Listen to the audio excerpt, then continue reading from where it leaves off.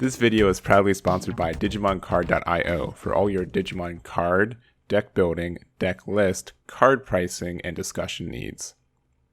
Hey everyone, Eggman here. It's a live recording of my deck profile. The Top Cut event literally just ended. We got 12th place going X and 1, so 6 and 1. There are 7 rounds for 500 people, and we got 12th place going 6 and 1 with this list. So we're going to go over it with you guys right now.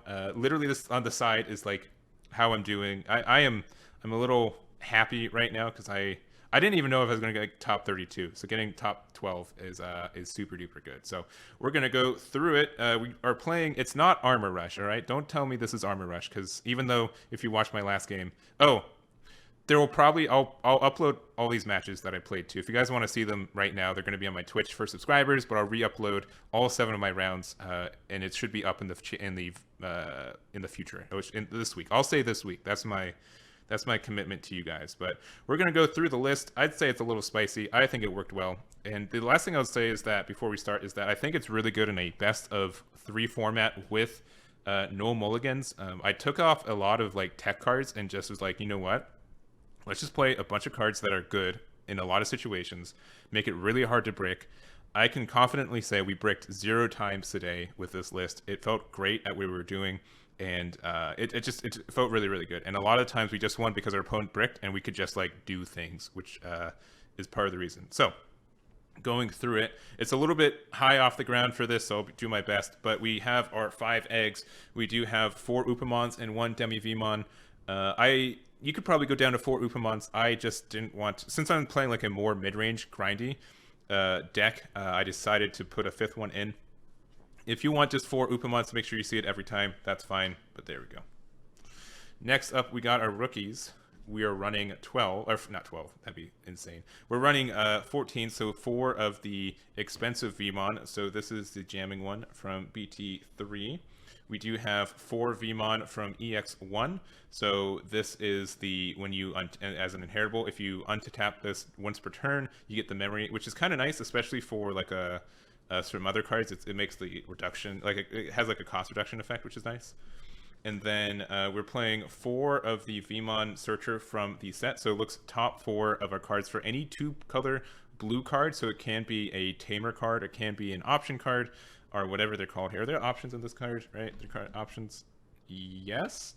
Yes, it is option. Okay, I get options and extras with Dragon Ball Super confused all the time. But yeah, 4 of these boys, they just find whatever piece we're missing. Looking top 4 is great, and it searches like 90% of our deck. We'll see more. That not it has to be 2 colors. It searches a lot of our deck though. A lot of the key pieces that we'd be searching for anyways. And then just 2 of the free searchers. So this is from the star deck. Looks up top 3 for something with free in its traits. So there are a couple cards with that. Most of the cards we'd hit from there. But I just think this Vmon is a better searcher for what we're doing. Moving along, we go to our level 4. So here's the Armor Rush core. And I won't lie, there were definitely some times where just the fact that I was an armor deck and I could rush my opponent down gave me potentials for wins. But it's not always the case with it, and it's very malleable to the matchup. If you are playing something that's really slow and control-y, you can be the aggressive deck. If you're playing something a little bit more aggressive or as aggressive than you can pivot to kind of something a little bit more control-y and have a bit of a shot. So Lightramon is probably the best one just because it is blue and green. The suspension effect is fine. Sometimes it worked.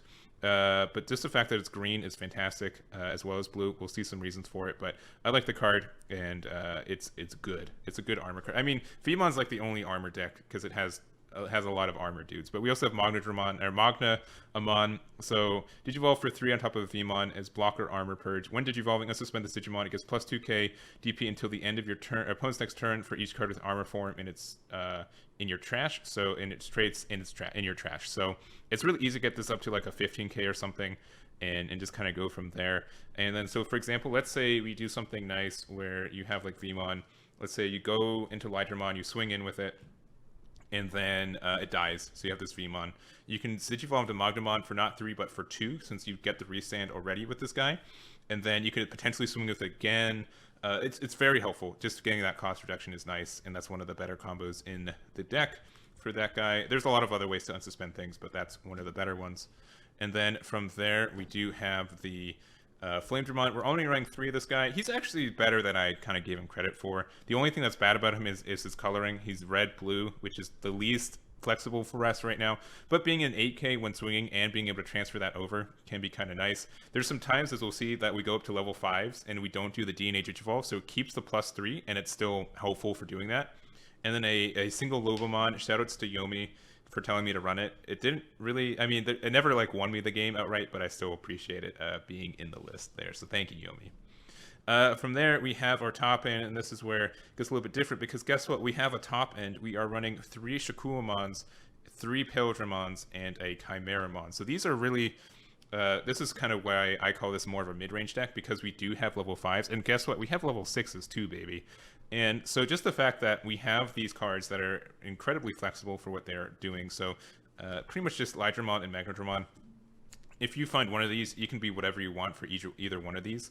So like Lydramon can go into Paildramon for a DNA Digivolution, or Shakuamon with the Magna. And it's really easy just to get this out here, have it survive for a turn, and then go into Shakuamon afterwards, which is nice. So this had some like recovery. This has some removal too. I did play against a Diaboromon, and getting rid of the level 6 to get rid of all their blockers by Shakuamon from 5 to 6 actually helped me win one of the games. And I'm only running 1 Chimeramon, and I don't think it's super duper needed. I like the idea of it, but the fact that it's not searchable is like the hardest part about him. He's fine, but like not. He's just fine. He's okay at what he does.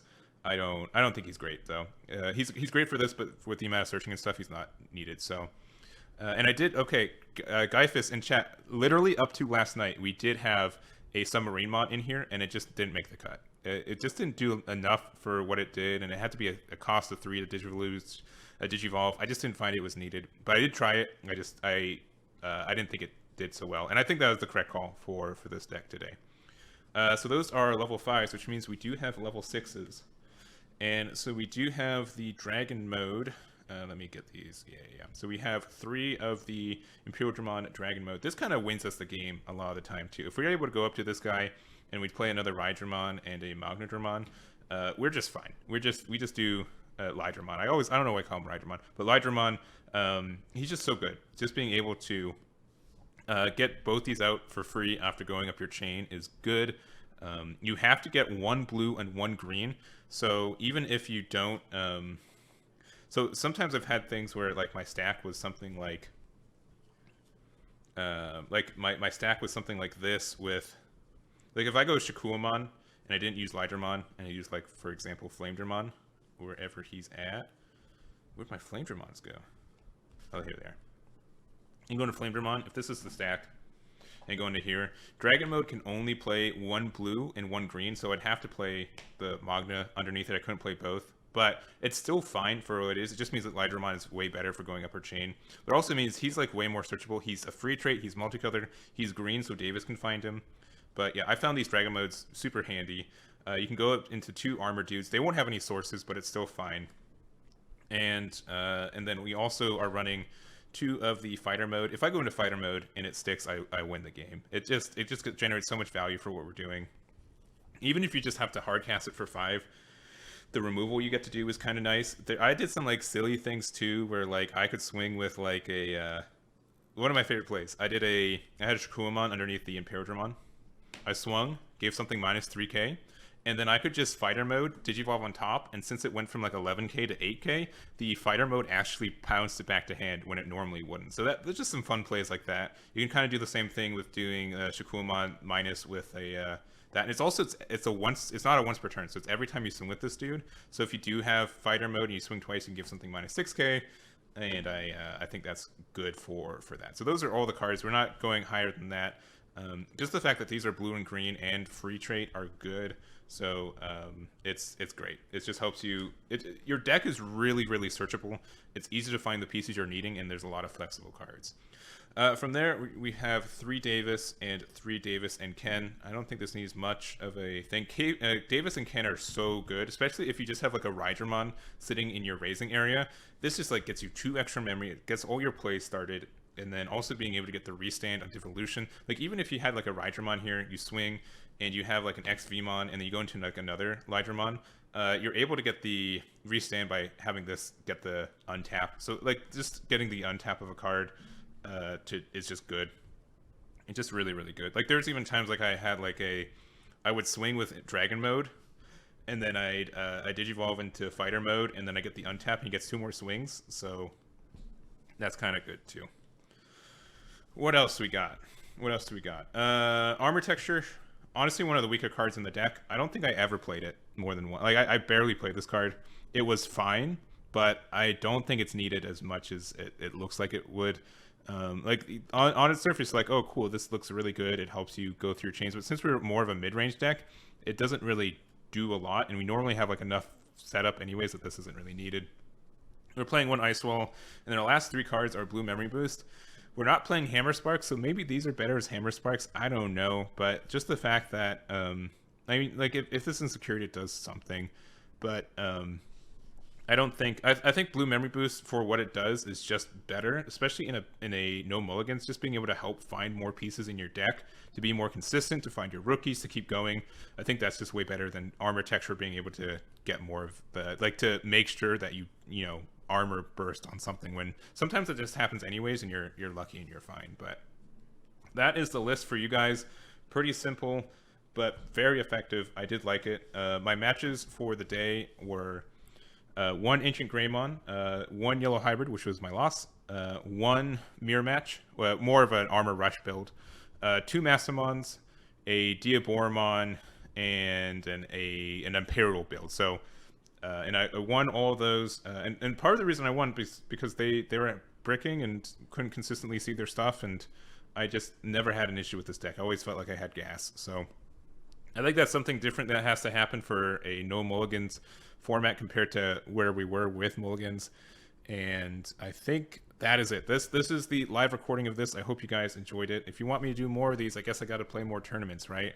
But thank you for everyone who tuned in for this event and watched me and supported me. I really, really do appreciate it. And there should be the re-upload of all my matches this week, and it should be free for Twitch subscribers on my Twitch right now. But that's going to be it. Thank you guys so much for watching, and I'll catch you all next time. Damn it.